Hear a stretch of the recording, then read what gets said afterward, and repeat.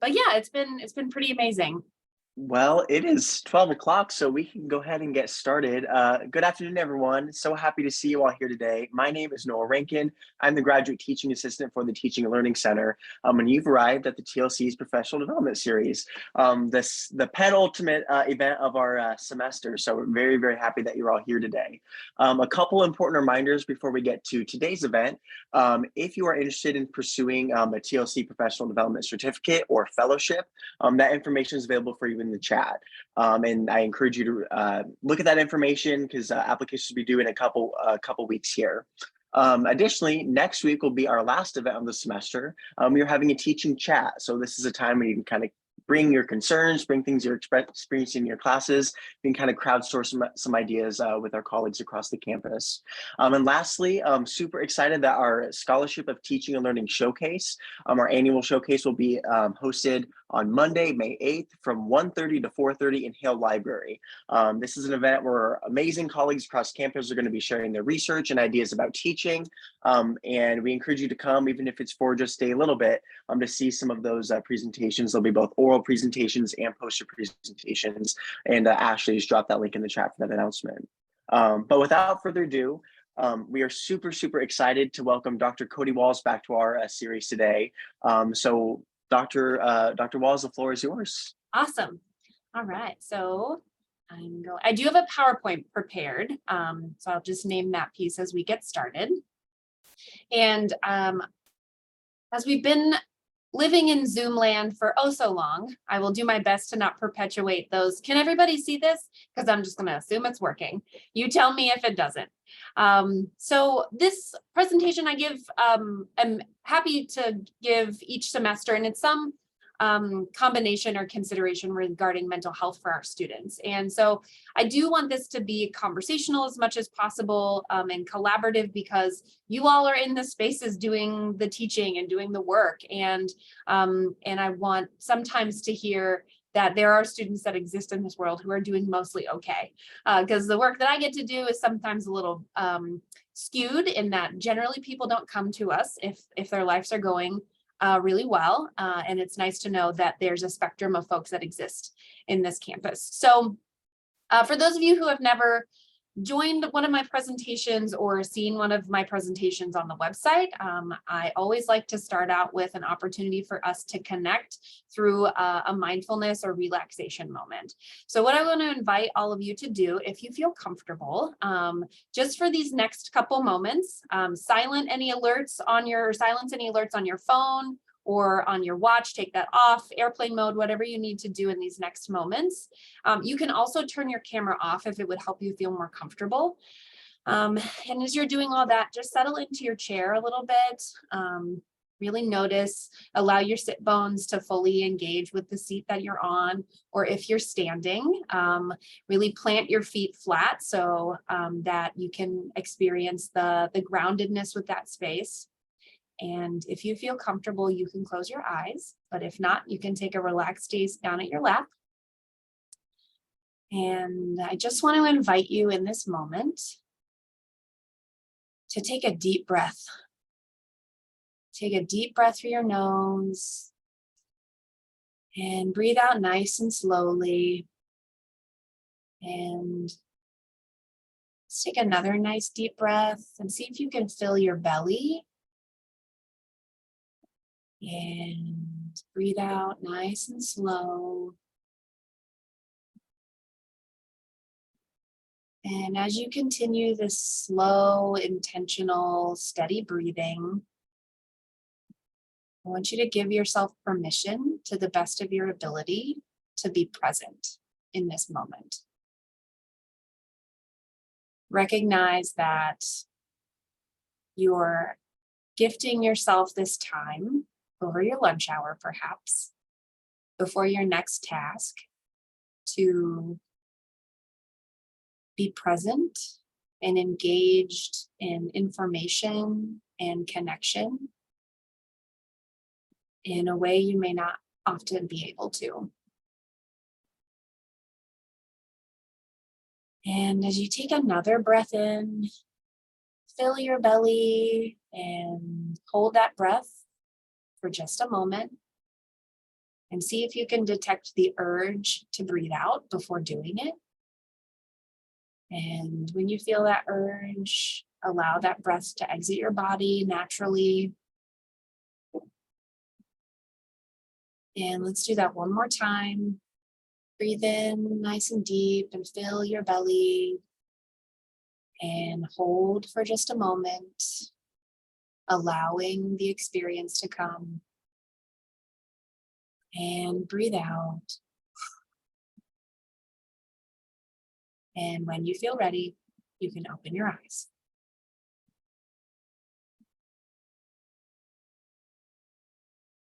Good job, everybody. I do like to check in. What was that like for folks?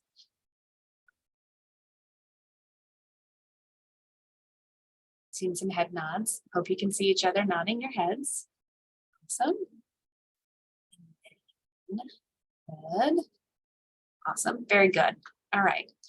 So as we approach this conversation, something that I want to offer to all of you is I looked at the clock when we started and looked at the clock we ended, and it took us 2 minutes to do that. So I am inviting and empowering all of you. When you have those moments where you're like, oh, I just don't have any time to rest.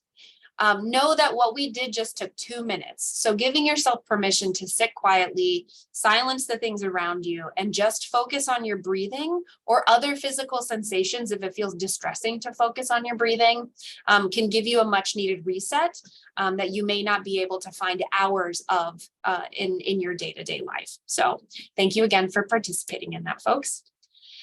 All right. So I'm going to offer our plan for our time. We're going to cover, they're all sort of related and connected, but what I hope you all can feel like you can leave here or leave this meeting with is a game plan for the rest of the semester, knowing, again, we have 2.5 weeks, and this is crunch time for students, so, and for us, let's be honest. And so I like this moment because it's like, we're reevaluating our syllabus of like, did I really need to put all of this stuff here at the end, or could I have maybe done this a little bit differently? And so we'll talk a little bit about mental health trends and current concerns that are typical for our student population, not only just in higher education in general, but in particular for K-State. And then we'll talk about some factors that can be helpful to intervene in some of these areas, which deal with self-compassion, motivation, and resilience. And so I want to offer that. And again, this is hopefully it will feel like a conversation. So I do have the chat open. I can see that. I also want to invite you to lift your voice. So if you want to unmute and ask a question or make a comment, you're more than welcome to do that. No judgment. Many of you are eating lunch. I'm naming that to acknowledge that I know this is lunchtime. So please keep feeding yourself if you're hungry. So, all right. So some current trends in college student mental health. This is probably not going to sound like a surprise to folks because these conversations are happening across tons of professional organizations, listservs, and everything sort of we interact with, but they've been on the rise for decades. And so from 2020 to 2021, more than 60% of college students met criteria for at least one mental health disorder. And so when we talk about like mental health literacy or helping students understand the difference between a state of distress versus a mental health disorder, we try to put it in perspective and context. But what they're finding is that if they're doing, and this is not necessarily data for students who are involved in only therapy services, but screener tools and assessments that they provide in this research that find that this criteria is often met. Anxiety has always held the top spot in presenting concerns at university counseling centers. And where we see anxiety most often show up in the classroom is either a lot of distress or a lot of withdrawal.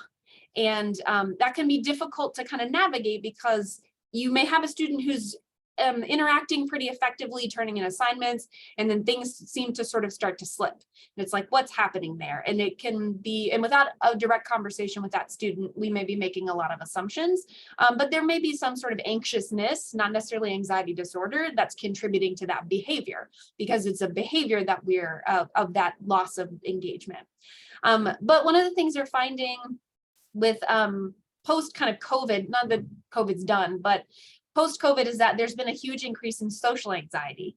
Why do you all imagine that may be what's happened? That social anxiety has been an increase instead of just general anxiety? I wonder if it has to do because we've been in isolation for so long that we lost that. How do I interact with other individuals? Yes. Yeah. I would also say that expectations were different during COVID for people for interaction. If they were in person but wearing masks, I felt like those served kind of as muzzles for students. I taught in person as much as I could, and they just didn't talk as much. And so that there was a different norm for interaction, and it just wasn't expected at the same level. And people were supposed to sit 6 feet away, and they were being respectful by not interacting. And so going back to a pre-pandemic norm, that shift is still happening. Yeah, that's a great point too. And then Noah, interacting with people has looked very different in the last couple of years. Very true. LaBarbara, I see you've unmuted. What do you Yeah, I was just gonna say almost the other thing is that I think people who had gotten in the habit of talking to not connect except by their phones got tired of doing that because we added Zoom to it. So then they just wanted to have just distance. So they got overloaded with the same system of communication that they'd always been using. Yeah, I think, and I just want to lift up Melissa's comments in the chat, phones and screens in general. I think that is a developmental cultural phenomenon that I think many of us did not ever imagine we would have to deal with. And so, yeah, it's going to be something that I think will have many, many years of impact on connecting. Yeah, noticing, Andy, yes, I noticed a decline in face-to-face issues from before COVID. Yep. And so these trends that we, will continue to have to grapple with, create opportunities to connect in different ways. Now, technology is connecting and it's also distancing because there's a performative piece with technology, right? And so how do we create authentic connection between ourselves and other people? Yeah, not just limited to college students for sure. So some other information, between 2009 and 2015, universities saw a nearly 40% increase in students seeking help at their counseling centers. There has not been a corresponding increase of staffing or budgets for counseling centers. And that's a reality here too. And that is not, there's no judgment in that statement. It is just a fact. And one of the things that's unique about K-State is our counseling center is tied to student service fees. So when our enrollment declines, so does the funding available to support student service systems, of which we are part of that. So we then are put in a position where we have to navigate messaging of mental health care and mental health support are a priority for our institution. And legitimately, unless we find alternative methods of funding, we're going to need to reevaluate the number of professionals we can have to directly support that mission. And so the also piece, so the institutions by extension is in some ways calling upon faculty and staff to serve as frontline support for some concerns. And this is incredibly valuable in the sense that when we create a culture of well-being at the institutional level, we are communicating awareness and understanding about everybody's unique needs, and concepts of self-care don't have to just be a tagline. They can actually be authentic and real. But it also is really terrifying for people who have had no interaction with any sort of mental health system for themselves or a family member, and not because they were afraid to seek help, but they just didn't need it. To then suddenly be put in a position where they're having to learn how to do a suicide risk assessment, or to know what their resources are for students when they're talking about, yeah, I've been really depressed. I haven't been able to get out of bed. Can I work with you on my assignments? And so it's dovetailing in those sort of extra supports that certainly, I know when I was going through my doctoral degree and my master's program, well, I'll say this, this is going to be inaccurate completely because my field is psychology in terms of clinical or counseling psychology. So it was literally my job, but I had colleagues in other graduate schools where it's like these were not conversations that they were ever equipped to have with students. And it's only on the job learning that ended up happening effectively. Let's see. So a question, how much of the increase do I think is due to more students having mental health concerns versus students simply being more likely to seek help? And I think that it is that students are more likely to seek help. So we put so much effort in the last few decades on destigmatizing help-seeking behaviors. If you look at the DSM, which is the Diagnostics and Statistics Manual that the American Psychiatric Association edits periodically, that have the diagnostic criteria for mental health disorders, when you look at the information about the prevalence rates of different disorders, it has not changed significantly. It's just that when you have influencers and people talking about get a therapist, do you need a therapist, do you need to work through your trauma, it raises awareness of being as an opportunity, and it also can skew expectations of what is actually something that needs a professional, highly trained professional's support versus let's talk about other skills that maybe you need to develop from a developmentally appropriate perspective. If we think human development in the system and what we can do to kind of navigate those situations effectively. So the other piece that I want to acknowledge, that harrowing aspect of when you're asked to be frontline professionals because you interact with students more in most situations than certainly other like mental health professionals do, that harrowing aspect is a reality. So I just want to name that. All right, so here's the question for all of you.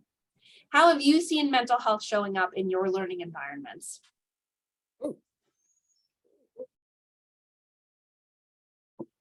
And you can comment aloud or in the chat, whichever you'd prefer.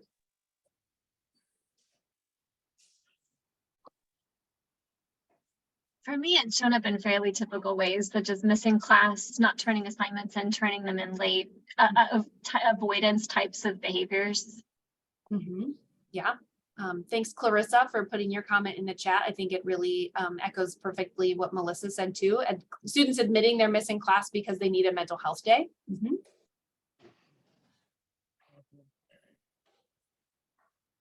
Anybody else? I guess one of the things that I've noticed, because we have long hours with our students in studios, is that they have gotten out of the ability to create community because they had been isolated for a while, and especially freshmen who don't understand their first year of college and how you develop community. And I read a wonderful article from a group of researchers recently that shared from administrators' point of view that when you have an environment of building community before COVID, then it made it easier for universities to then build on that community thinking where they were already prepared for COVID and those issues. And so when you haven't done that and you're trying to sort of chase it after it's already begun, it makes it difficult, I think, for students to figure out how they fit into the K-State community. And they're struggling with how to find community and how to build their own communities, whether in class or out of class. Yeah, that is a great point, LaBarbara. Thanks. I also want to name some in the chat. So missing emails, forgetfulness. Holy cow, the email situation is so challenging because I'll be 37 this year. And I still remember my first email account, and it's just like, oh, it's so good. And now students are like, their inboxes have more than 2,000 unread messages. And I see that and I'm just like, oh my Lanta. So they don't see them because that is not their primary method of interacting and communicating for sure. Let's see, Theodore said, do you go by Theodore? It's on your name. I just want to double check and confirm that you don't go by something different. Yeah, either Theodore or Ted, it doesn't really matter to me one way or the other. Thank you for checking. Yeah, of course. Students who have self-doubt and are overly anxious about their classes and general burnout, which we'll talk a little bit about the sympathetic activation that comes with distress, students rescheduling exams because of stress and anxiety and physical symptoms of that stress, and Melissa reminding us that we got to go. Thanks for joining us for when you could. She's already gone, but that's the side point. All right, so hopefully what this conversation leads to is knowing that you're not alone and that there's consistency across your disciplines and in the types of classes that you're teaching and the students that you're working with. I want to offer this to all of you. It is not too late. Even with the amount of time we have left, students can still have time to make effective changes with your help. And so one of the things that I want to talk with you about is self-compassion. And so what comes to mind when you hear that phrase, self-compassion?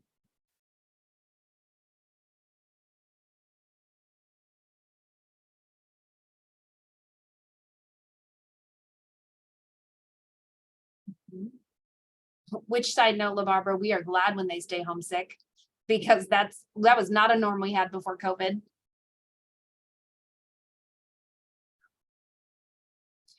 Self-compassion feel like a concept or construct that's a little difficult to describe? Grace, yeah, thanks, Joan. Or Joanne, how do you pronounce your name? Joan. Thank you. Not being too hard on yourself for missing work and attendance, being kind to yourself and giving yourself flexibility. Good. Yes. Kind yourself, Grace, understanding that we will fail, but those are opportunities to learn. Excellent. Yeah. So you are all right on the money, as though I could give you money.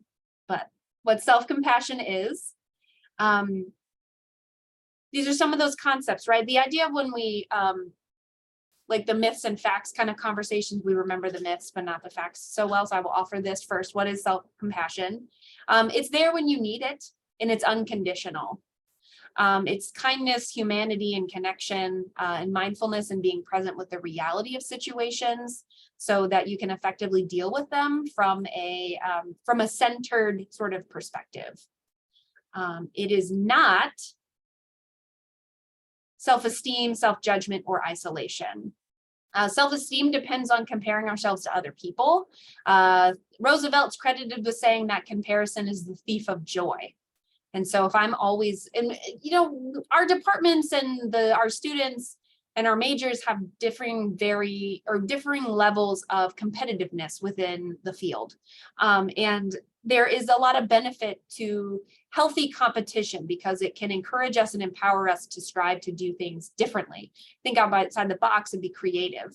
But when we're only doing those things because we're competing against other people and never valuing our own inner experience and our needs, it can really slow down any sort of interest or connection with what we're doing.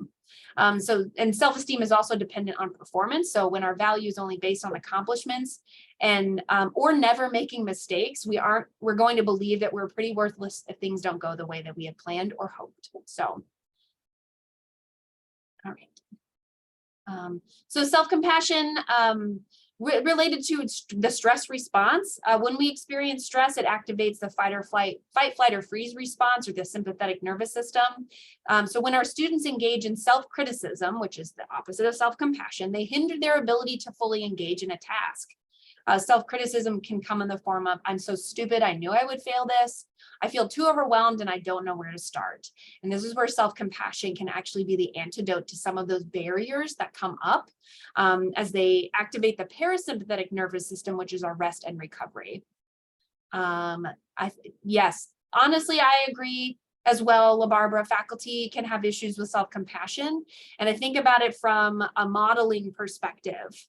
When we're asking students to do something that we're not willing to do ourselves, they're going to do the thing they see us doing.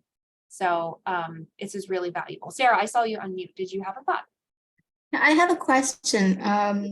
In the previous slide, the first two items were quite clear, but could you please talk a little bit more about the third one, being present with reality? How is it connected with self-compassion? Yes, thank you for asking that question.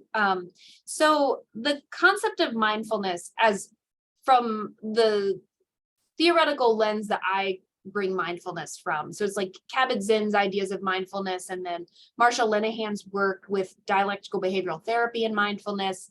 And it is a challenge to the fear fantasies that we can create or the fearful interpretations that we end up making about a situation or an outcome. And so mindfulness, which is being present in the moment just as it is, without trying to manipulate it, make assumptions, or make judgments about it, allows us to deal skillfully with the reality of the situation. So when I if I were to, I'm trying to think of a really concrete example quickly, and it's sort of like, it's slipping away the more I try to think of one, so I apologize for that. But if I were a student and I'm facing my final exam and I am maybe on the cusp of a grade, so I need a B to pass, but I need to keep a B to pass and I'm almost teetering. So the final exam is going to be really important for me to maintain my grade. Mindfulness and self-compassion allows me to take responsibility of the role that I can play, which means that I understand that in order for me to be successful on my exam, I'm going to need to devote time to studying, which then means that I need to be aware of my current needs and how I'm taking care of myself to maximize my study time to accommodate the information effectively. So that means I'm going to need to be drinking plenty of water and stay hydrated. I'm going to need to eat good nutrition for my body so the fuel is right. And I'm also going to need to be getting quality sleep and social connection time, because all of those things are going to help regulate me and co-regulate me with my peers or my friends or my loved ones, so that I can actually keep in the my sympathetic activation can be lower, so that I can be more effective. So there's all these parts that kind of play into that. Did that answer your question, Sarah? Awesome. Thanks for asking that. All right. So big goal. We want to relax our bodies so we can fill our brains. Some other truths about self-compassion. We don't lose motivation with increased self-compassion. I hear this a lot when I'm talking with students in a consultation meeting of like, if you were saying this if you're saying the things you're saying to yourself, to someone else that you love and care about, how do you think they would feel? They're like, they'd feel really awful. It's like, so why do you keep saying it to yourself?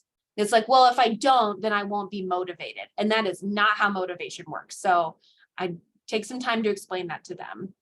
So what they have found in studies related to self-compassion and motivation, particularly with college students, is that with students with greater self-compassion are often more productive and they procrastinate less. And one of the things in the field of kind of interventions with procrastination is less about ability and more about your feeling toward the task. So if you feel really overwhelmed or afraid at the thought of doing your final project, writing your thesis or your dissertation, or any of those kind of major tasks that you would do, where our natural inclination is to avoid things that we're afraid of. We may not even realize we're doing it. And because I tell you what, when I was writing my dissertation, my bathroom had never been cleaner. And so I acknowledge, right, that cost benefit of my bathroom's real clean, but I'm not getting my stuff done. And so taking responsibility, acknowledging like, this is a coping strategy that's also getting in the way of my goal, and giving myself permission to acknowledge it and to move forward. And it is a lot of gentleness of like, this is hard and you can do this. So self-talk plays a pretty big role in it. Self-compassion is not pity or self-pity. People with high self-compassion have greater empathy and compassion toward other people. Again, if you can do the work for yourself, you're more able to do the work with other people. And they also have higher quality romantic relationships. So Neff, the name you see there is a person named Kristen Neff, and they're a therapist who does a lot of work around self-compassion, which I was always like, you can be curious about the potential bias of that research because consistently she's finding information that supports her theories. But we can also trust in the peer review process to believe that this information is valid and legitimate. So one other piece, self-compassion strengthens, there's a typo, many areas of our lives. So we cope better with trauma when it occurs. And trauma doesn't just have to be this major event like an accident or interpersonal violence. It can be little distressors that happen, the loss of a job, failing an exam. These things can be difficult to experience. Self-compassion also helps with divorce, chronic pain, and academic failure. So right there, we have that kind of opportunity. All right, so cultivating self-compassion. So remember, part of the goal of our time is for you to start to create a sort of plan of action for yourself and your classes, for your students. So these are some ways to do that. So encourage students to give themselves grace, which you've already named as kind of a part of your understanding of what self-compassion looks like. So a crisis versus opportunity. And it's difficult when you're in the middle of a crisis to imagine that there could possibly be a good outcome from this moment. But allowing people to have their experience of distress and also encouraging them to stay committed to whatever that they're working on, if it's completion of a task, etc. Challenging negative self-talk. So toxic positivity is not what we're going for here. I think this kind of goes back to the mindfulness piece of dealing with the reality of the situation as it is. You're not trying to create a fantasy where the student who's struggling to complete tasks and hasn't even started on a major project that they needed to begin 3 weeks ago is suddenly going to pull out the best thing that they've ever done in the next 2 weeks. So it's being reasonable and not fantastical in that kind of conversation. And then also taking a self-compassion pause. And I'm going to actually put that in the chat now because I have that information. Oh, it won't let me do it. I will put this in the chat when we're wrapping up, but it's just a link for some information on what a self-compassion pause could look like for all of you. So any questions about self-compassion before we move on to motivation?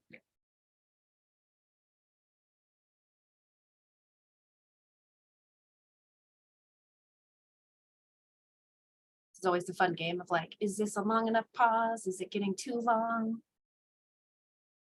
You can put it in the chat if you got questions. All right. Kodee, I do Yes. have a question. Yeah. Since you mentioned challenging negative self-talk, Mhm. how do we teach our students to know what is good negative or self-talk and what is not good? Mhm. Because I think that some students see the half full glass and others see it the other way. Mhm. And sometimes the self-criticism is important in them moving forward on their project to see logically what's not working or what should be working. But Yeah. you don't want them to get into this routine of just doing that. Yeah. Nor do you want them to get to a point where they think everything they do is wonderful. No. So how do you help them balance Mhm. the negative self-talk? Yeah. Well, I think there's a fundamental difference between constructive reflection and criticism. And if you're, and I'm like, we in the psychotherapy supervision world offer this like the sandwich feedback, right? So what you've done well, where you can improve, and then something else that you've done well. And I don't think that's always necessary, especially if as you move along developmentally in your professional like learning and approach to your kind of your graduation date and that kind of stuff and completion of tasks. But I think I always offer, would you say what you're saying to yourself to a small child? And if they say no, then why are they saying it to themselves? And because anything that activates or creates defensiveness, even when we do it to ourselves, interferes with our ability to function in a meaningful way and to improve.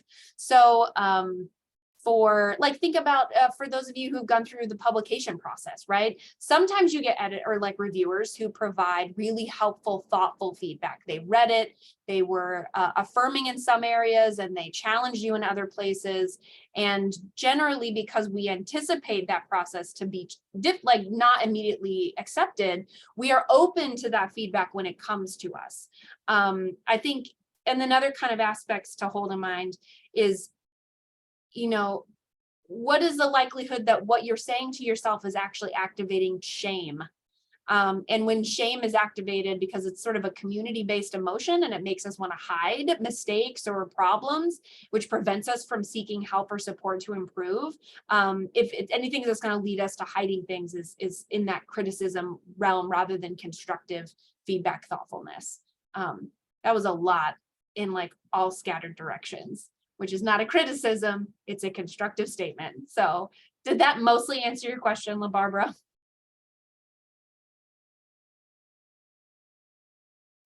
It did. Okay, thanks. Thank you. All right, so we'll talk a little bit about motivation now. So finding the way in this idea. So what sucks the most is that motivation is fickle. In our general willingness to engage in something, but can be highly dependent on a variety of factors. So thinking about yourself, what motivates your motive, or what influences your motivation?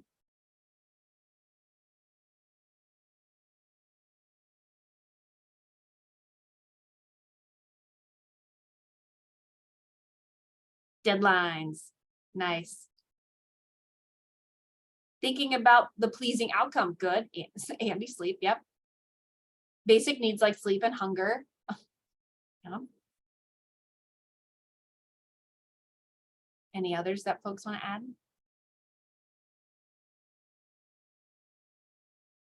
Passion for something. Excellent. Planning for treats afterward. Good. Colleagues. Awesome. Good. Are our students any different? No, they're not. And they also have things that we haven't named, but I know affect all of you. Family stuff. When if you have a romantic partner, if that relationship is not going well, or there's distress happening, if you have children and they're struggling with something, or you're struggling with that relationship, if you have parents that you're taking care of or that you're aware need to be taken care of, sibling dynamics, challenges in your relationship with your department head or your advisor or department chair, anything, like all of those things can come into play that pull away or chip away at our motivation to complete tasks that are due. So even those deadlines, right, they may not be enough, or that passion for something isn't enough to keep somebody moving in the direction of completion. And also, right, like we have data for our students about food insecurity and financial concerns. We have a really great need in that area on our campus. And so when I say food, it isn't just like, have you forgotten to eat breakfast, but do you have the ability to access food to take care of yourself? Which, as an aside, if you all are familiar, or I hope so, related to Cat's Cupboard as a campus resource for food insecurity, can be really, if you've not shared that with your students, can be really valuable. They also do, they'll do snacks and little lunch packs. So if you yourselves or you have students who would benefit, they can just stop in and grab a little bag lunch and enjoy their food wherever they want to. So knowing those factors can play into our motivation. Motivation itself is about helping people find the why. It takes knowing the price and being willing to pay it. So to me, this is like the informed consent process of life. Life is going to be really hard sometimes. Hopefully it's not hard all the time. And students coming to college and making a decision to pursue something should be provided with as much information about expectations of them as possible. So that in those moments where they're like, I don't know if I can do this anymore, they can really ask themselves, or somebody that they trust can ask them, this is the price and I think that you can pay it. Can I help you? I used to joke, my partner, when I was going through my graduate program, there was, big things that happen in doc school, right? And so there would be moments where I would just sort of be sobbing. And it's like, okay, do you want to lay on the ground and cry, or do you want to quit? And I was like, right now, I just want to lay on the ground and cry, because I knew I wasn't going to quit. But having that space, right, to just sit there and take care of myself, I knew the price I was going to have to pay. And then there's also a difference between desire and reality, and there's intrinsic drive and extrinsic drive, which you all sort of named, right? So passion for something, the thinking about the pleasing outcome, those are intrinsic pieces, but extrinsic aspects like our colleagues getting a treat to celebrate afterward, those are the tangible things. So in terms of motivation, rewards and consequences are a big factor in that. So you do X, you get Y. This has short-term benefit. Then there's also guilt that can play a role in our motivation and can drive us to accomplish or complete something. So feeling guilty if it's not done. I think people in academia in particular, and even if grad students aren't going on to academic positions, there is a vein in us of feeling guilty if we fear we're disappointing somebody, that I don't always know where that came from, but it is sort of like a thread that runs through all of us. So our desire to avoid feeling guilty can be a huge drive to complete tasks.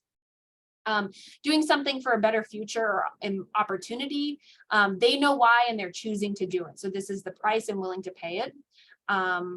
Doing something because you do it. This is habit. We'd have the conversations like this related to sleep and then exercise. So moving your body in a meaningful way. Yeah, you may not like doing it, but if you have a exercise buddy or a movement buddy, joyful movement, somebody you go dance with, and every Tuesday you have it set schedule and you've agreed to commit to this, you continue to do it even after your agreed upon time is over because it becomes habit. And with that piece, doing it because you do it through habit is not necessarily looking for a reward in the process. And then also because we love it. We love what we're doing despite the difficulty and the challenges. So also proving success when someone doubts your ability to accomplish something. Yes, proving other people wrong is wonderful. There's a sweetness to that that's just like, yeah. So that's always a good one. Thanks for adding that one. All right, so Decky and Ryan's theory of self-determination. So there's competence, autonomy, and relatedness, which is the CAR aspect. So a brief synopsis for this is competence, which is our perceived skill level and ability to complete a task, autonomy, which is having control over the goals and the outcomes, and relatedness, so feeling a sense of belonging and having a strong support system and meaningful relationships. I realize now as I'm looking at what the next slide is, because you can't all see that, this is all the information that I have prepared for this CAR. So write this down if you want to look up more information about it, and I can also put this link in the chat as well for self-determination theory. But what I'm hoping to accomplish with this is this is a summary for peace, and there's internal drivers. So do I feel like I can do this? Do I feel like I have control over it in the process? And do I feel connected to it as I move through it? And sometimes we take for granted that truly students completing our classes are consenting to the process. And they could, right? It's voluntary. There are consequences if they withdraw, but they are choosing to do the work. And I think that, to me, sort of hopefully can feel empowering for all of us, that we're on this journey together and we have set expectations for them that we believe they're going to be able to meet. Otherwise, we wouldn't have set those expectations. So just want to offer that. All right, building motivations into courses is the next slide. So this might be something to hold on to for next year or over the summer if you've got a class that you're teaching. So practice makes permanent. We will never be perfect at anything every time. Keeping it simple, little by little, a little becomes a lot. So small steps. And this is really basic, right? When we're doing scaffolding information in our classes, it's like you have to know how, where the theory of something comes from in order to understand why you're doing what you're doing. Creating an environment where it's okay to fail, learn from, and adapt. So this is where you develop resilience, which is what we're going to talk about in a few minutes. And I'm also noticing the time. And then keeping things in perspective, doing something is better than nothing, and building in practice of self-affirmation or mantras. So it takes as long as it takes. I do this. This is mine. This is my mantra. It takes as long as it takes. When I'm feeling really stressed out and the thought of, okay, I'm going to take a shower tonight because it is a habit and I really want nothing more than to just be in bed. But it's also important to me to go to bed after a shower. So how quickly can I take a shower? And then it's just in my mind of like, wait, it takes as long as it takes. And so then that gives me a peace because I'm taking back some control of this feeling of distress. So, and the point is that it takes as long as it takes is still getting it done. All right, thank you for sharing in my personal life and that little example. All right, resilience. What to do when the inevitable happens. And yes, crying is in fact an option. So resilience is putting all the pieces together to bounce back. And there's a quality of attitude, skills, behaviors, and coping mechanisms that allow us to bounce back from adverse situations. And there are some people that you yourself may be one, you may know people, but there are some people who are just really good at when something difficult happens for them that you may yourself struggle with, they seem to like just adapt really well and they take it effectively. They turn it into a learning opportunity, and one could almost feel envious of those folks. And it doesn't necessarily mean that like, oh, they're just not processing it. They're just ignoring it or they're pushing it away. Like, no, legitimately, some people are just really good at some of these things in parts of their lives. So let's see. And this is where I would offer this to all of you. Resilience resiliency can be developed. It's not something we're born with or something that we can buy. And immunity of or absence of pain or loss or negative emotions. It's not a quick fix or unique to specific groups of people. So it's something we cultivate. It's attitude and skills that are learned and practiced, and a universal ability to thrive despite setbacks. Let's see. All right. It's in the way that we talk to ourselves.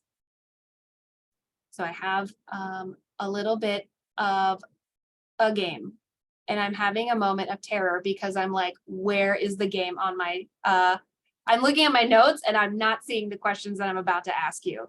So you're now getting an insight into what's happening. So we're just gonna look at the next screen and I don't know what we're gonna find. So thank you for your patience and understanding. All right, I think it relates. Oh yeah, here we go, they are here. Okay, so I'll read some self-talk statements. And if they're resilient, what I'd like you to do is do the thumbs up emoji on your screen. And if they're resilient weakening, select the shock reaction on your Zoom screen. Thanks, Andy. This is me being me, right? All right, so this is the first statement. Remember, you're doing thumbs up or you're doing a shocked face. So if it's strengthening resilience, thumbs up. If it's weakening it, we're doing a shocked face. Okay. The statement is, this is hard, but I can get through it. Yay, all right. Good job, everybody. All right. I've overcome difficulties in the past. I can find a way through this too.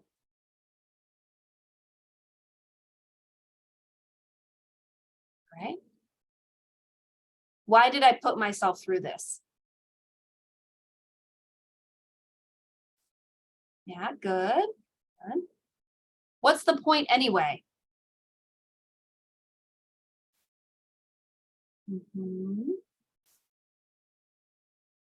I'll feel great about myself once this is over.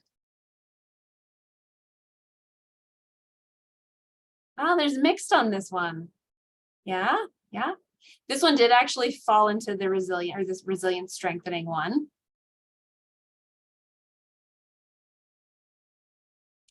If I can't do this perfectly, I might as well give up. No one understands what I'm going through. And a little trickier. Good. This is a learning process.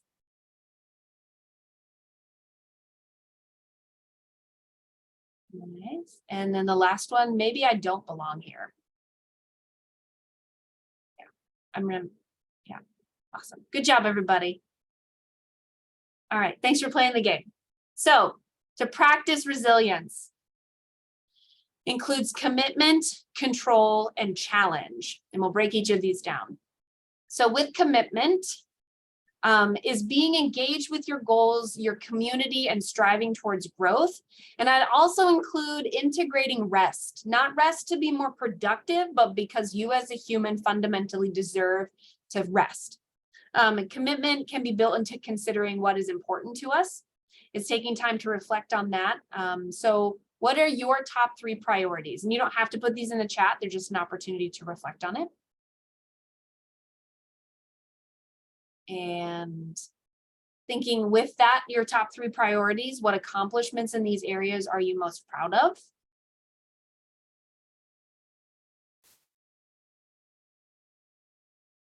And gratitude, what are you grateful for in these areas?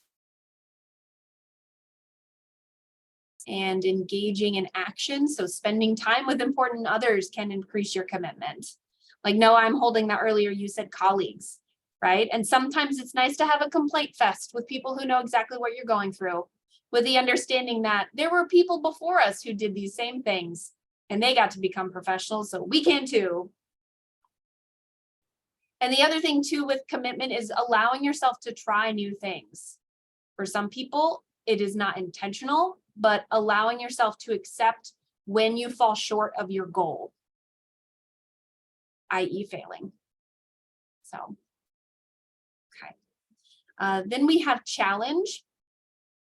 And so challenge is seeing change and disruptions as opportunities to learn and grow.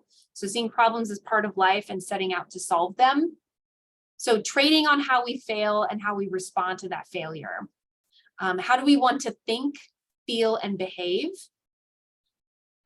Changing our relationship with failing. So, and that typically relies on our attention. So what are we focusing on with the failure?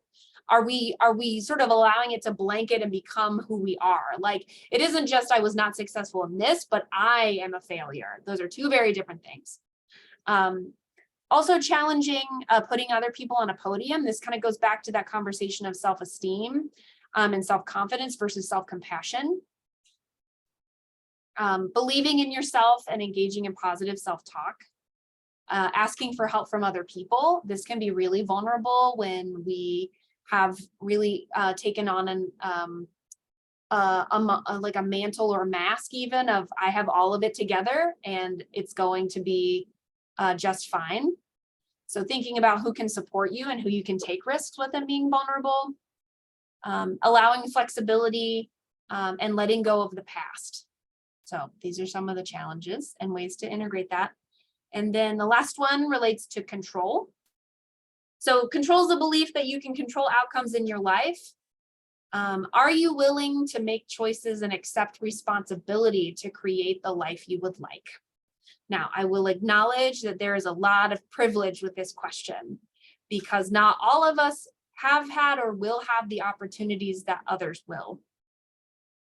And are there opportunities or communities or connections that could help cultivate meaningful chances for change that you yourself get to choose? So getting back that control with the choice. Yep, problems, negative connotation, challenges, more like having control. Yep, good. So thinking about sense of control right now, even for yourselves. So self-accountability and compassion. This is where when challenges occur or failures happen, that we ask ourselves, how have I contributed to this failure? That is not, I am a failure and this is my fault, but what have I done to contribute to this failure? So thinking about mental health and our students and the coursework that they're completing, their contribution to this could be, I knew I needed help and I didn't seek it out when I knew I needed it. And so it's like, okay, what has this taught you then? I talk about it in the framework of like red flags, which are like, this is danger and a problem right now, versus pink flags, which is, this is becoming a problem. So what are your pink flags? You yourself, or you talking to your students about so that when this happens again, what can you do differently? Because there are seasons and patterns in our lives, and academia is especially like that, because when you've been in that wave pool long enough, you know when it's going to get turned on. Then there's radical accountability, so complete accountability where it's appropriate. What are the things out of your control? And this is where radical self-compassion comes in. What will I do differently? And then also integral to this is planning and breaking down tasks into small steps, and then also being willing to create rest opportunities in time. So those are some of the ways that you can help your students get through the rest of the semester. I'm aware of our time. It is 54. So I will show my last slide as a thank you. And then I'm also going to go back to my notes and I'm going to pull them up and put them in the chat right now. So yay. All right, stop sharing. I'm going to pull this up. Okay. What questions do folks have in these next few minutes that we have together?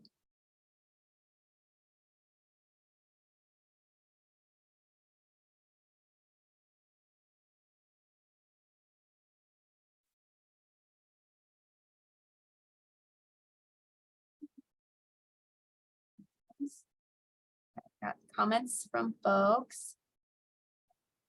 Thank you, Andy. LaBarbara, failure is very different from what I did to contribute to the failure.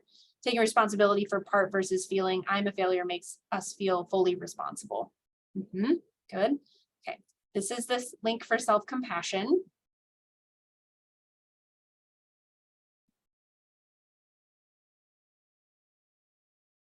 And then here's the link for self-determination theory.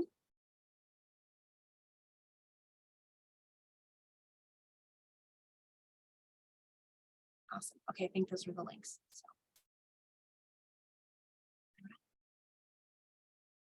Any other last thoughts or questions?